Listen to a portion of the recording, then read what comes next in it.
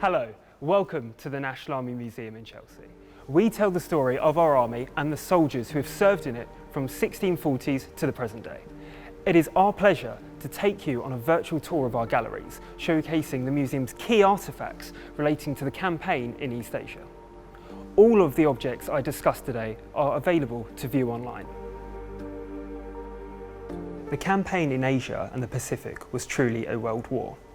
80% of soldiers who fought in the 14th Army in Burma, under the command of General Slim, were drawn from across the Empire and Commonwealth. Of its 14 divisions, 10 were Indian, 2 were West African, 1 was East African, and 2 were from the British Isles. Despite being allies in the First World War, relations between Imperial Japan and the British Empire had soured in the years leading up to the Second World War. On the 7th of December 1941, this tension came to a head when the Japanese attacked Pearl Harbor. Within hours, attacks on British strongholds in the Far East had been launched. The British forces, alongside their Commonwealth allies, first suffered a number of humiliating defeats. By May 1942, the Imperial Japanese had successfully taken Borneo, Hong Kong, Burma, and stronghold Singapore. Winston Churchill described the surrender in Singapore as the worst disaster and largest capitulation in history.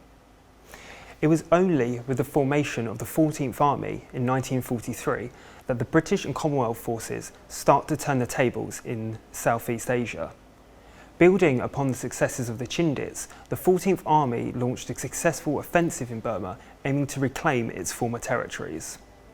Despite its success, it was ultimately events in the Japanese heartland which would end the war in the Pacific.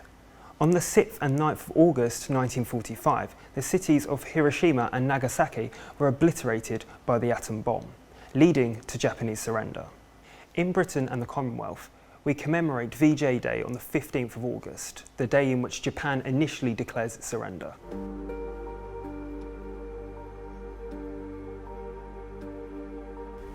This fragment of wood is taken from the infamous Thai-Burma Railway.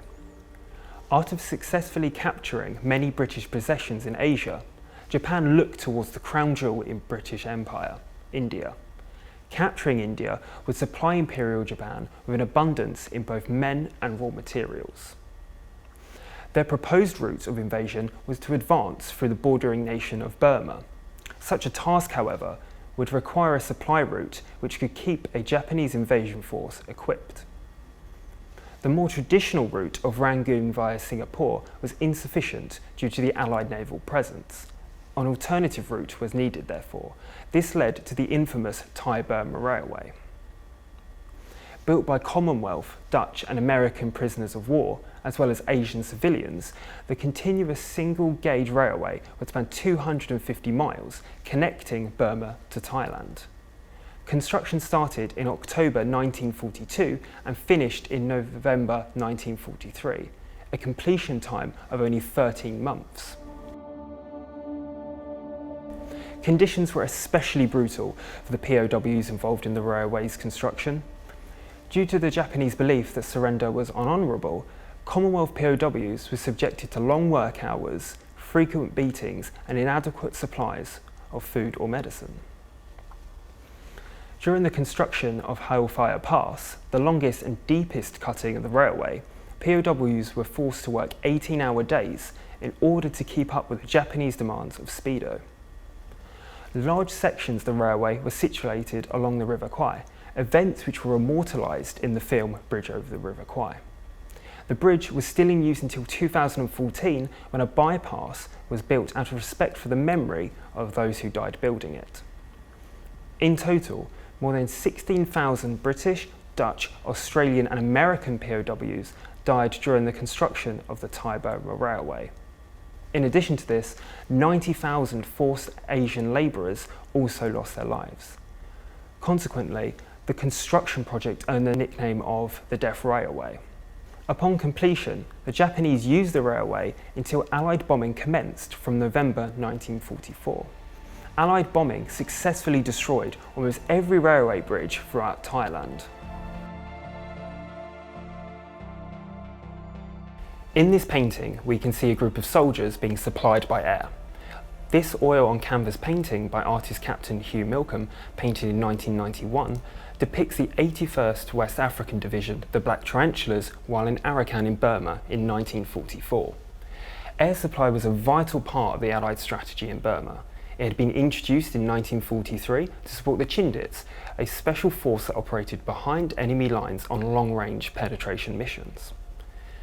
Prior to this, soldiers had struggled when their supply lines were cut off by the Japanese in the jungle, forcing them to either starve or retreat.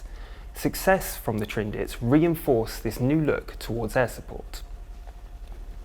The Black Tarantulas were one of two divisions to be entirely supplied by air, the other being the 7th Indian Division.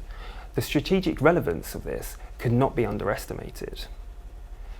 During the Second Arakan Offensive in 1944, the 7th Indian Division was encircled by a 10,000 member strong Japanese force, cutting them off from their other Allied forces.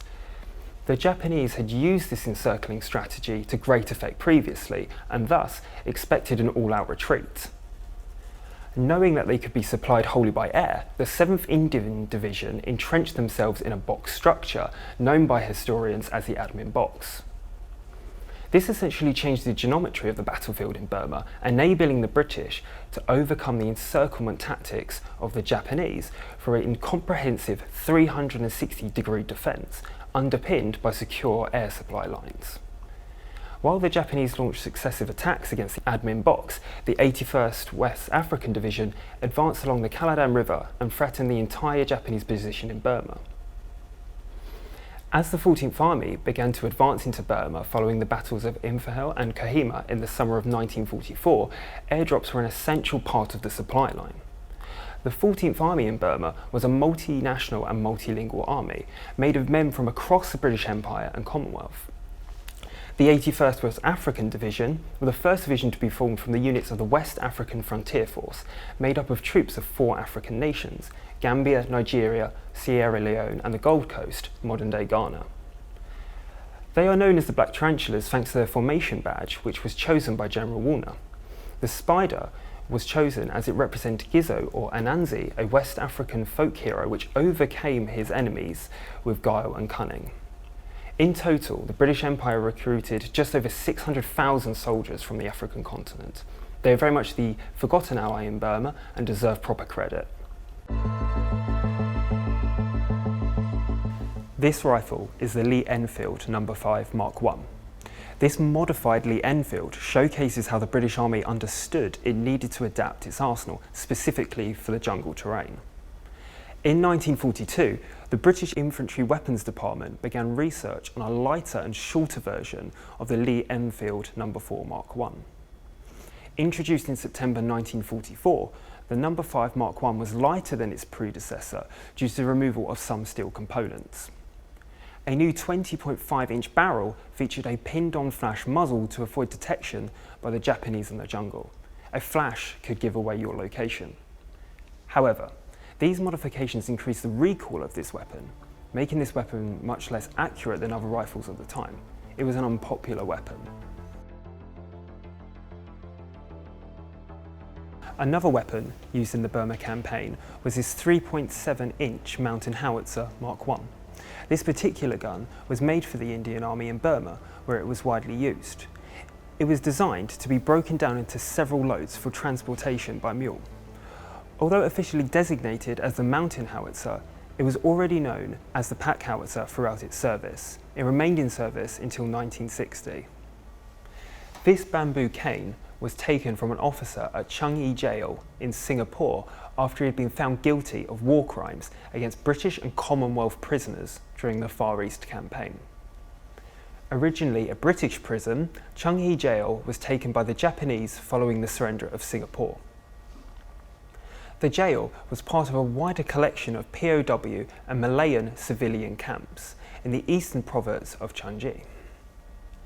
Malayan civilians were detained in the prison itself, while British and Commonwealth POWs were first detained in the nearby military complex of Searing. To Allied POWs, Changi is used as an overarching term to define up to 7 camps within the province. The owner of this bowl, Gunner Moss Simon, took part in the building and consecration of a synagogue at Changi jail in Singapore. You can see he has carved a Star of David into the bowl, along with the name of his wife, Franny. With conditions especially poor, Changi jail remains one of the most notorious POW complexes in the Far East. A lack of suitable food, medicine and sanitation contributed to a number of life-threatening epidemics. Furthermore, the treatment of prisoners at Changi jail are widely used as an example of Japanese ruthlessness towards POWs. The most notable being the Salong barracks incident, where 20,000 POWs were detained in a barracks square without food and water for 5 days. Following the end of the war, Changi jail was once again in possession of the British and assumed a new role, detaining Japanese war criminals awaiting trial. Singapore was the main hub for British and Commonwealth war trials, which begun in January 1946 and were the first trials seen in Asia, concluding in 1948. The owner of this cane was shot by firing squad. This cane gives us a window into post-war justice following the mass atrocities of the Far East campaign. It also serves as a reminder that the effects of war and the function of the British Army do not finish on VJ Day, but continued throughout the decade in search of justice. Thank you for joining us on this special tour. All of these objects and more are available to view online. VJ Day offers us the chance to commemorate and remember a conflict which brought so much death and hardship. At the National Army Museum, we remember the sacrifices of those who have fought in war all year round. We hope to see you soon.